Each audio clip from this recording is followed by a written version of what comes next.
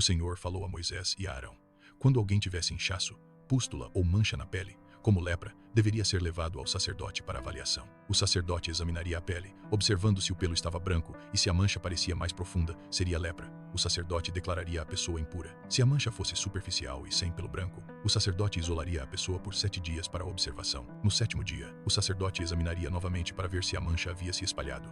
Se não tivesse se espalhado, a pessoa seria isolada por mais 7 dias. Ao 7º dia, o sacerdote examinará outra vez. Se a mancha diminuísse e não se espalhasse, a pessoa lavaria suas roupas e seria declarada limpa. Mas se a mancha se espalhasse na pele, o sacerdote declararia a pessoa impura, pois era sinal de lepra. Quando houvesse inchaço branco com carne viva exposta, nesse caso, não haveria isolamento, pois a condição já seria considerada impura. Se a lepra cobrisse todo o corpo e a pele ficasse branca, desde a sua cabeça até os seus pés, o sacerdote poderia declarar a pessoa limpa. Mas se surgisse carne viva em qualquer parte, a pessoa seria considerada impura novamente. Se a carne viva voltasse a ficar branca, o sacerdote examinaria e poderia declarar a pessoa limpa outra vez. Quando uma úlcera sarasse e surgisse mancha branca ou avermelhada, deveria ser mostrada ao sacerdote. Se a mancha fosse profunda e com pelo branco, seria considerada lepra e a pessoa seria declarada impura. Se não fosse profunda nem tivesse pelo branco, a pessoa seria isolada por 7 dias para observação. Se a mancha se espalhasse, seria lepra. Se não, seria apenas inflamação e a pessoa seria considerada limpa.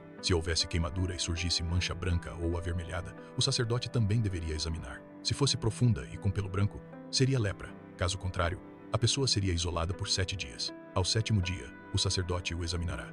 Se a mancha não se espalhasse, seria apenas inflamação da queimadura e a pessoa seria considerada limpa. Se alguém tivesse ferida na cabeça ou barba, o sacerdote observaria se havia pelo fino e amarelado. Se a ferida fosse profunda e com esse tipo de pelo, seria considerada lepra da cabeça ou da barba. Se não fosse profunda nem tivesse pelo escuro, a pessoa seria isolada por 7 dias para observação. Após o tempo, o sacerdote examinaria novamente para ver se a mancha havia se espalhado ou não. Se não se espalhasse e não parecer mais fundado que a pele, o sacerdote o declarará limpo e lavará as suas vestes e será limpo. Mas se a mancha se espalhasse, seria considerada impura e o sacerdote a declararia contaminada. Se surgisse pelo escuro na área, seria sinal de cura e a pessoa seria considerada limpa novamente. Se alguém tivesse manchas brancas na pele, o sacerdote avaliaria se eram apenas em pigem. Limpo está. Se alguém ficasse calvo, se lhe caírem os cabelos na frente da sua cabeça, meio calvo é, mas limpo está. Mas se houvesse mancha branca ou avermelhada na calva, o sacerdote examinaria para identificar possível lepra. Se confirmada, a pessoa seria declarada impura, pois a doença estaria presente em sua cabeça. O leproso deveria rasgar suas roupas, manter-se descoberto e declarar sua condição diante dos outros. Enquanto estivesse doente, viveria isolado, fora do acampamento, separado do convívio do povo. Se a doença aparecesse em roupas de lã, linho ou couro, se aparecer verde ou vermelha, também deveria ser levada ao sacerdote. O sacerdote examinaria e isolaria o objeto por 7 dias para verificar se a mancha se espalhava. Se a mancha aumentasse, o objeto seria considerado impuro e deveria ser queimado completamente. Se não se espalhasse, seria lavado e observado por 7 dias novamente. Se persistisse, também seria destruído. O sacerdote examinará a praga.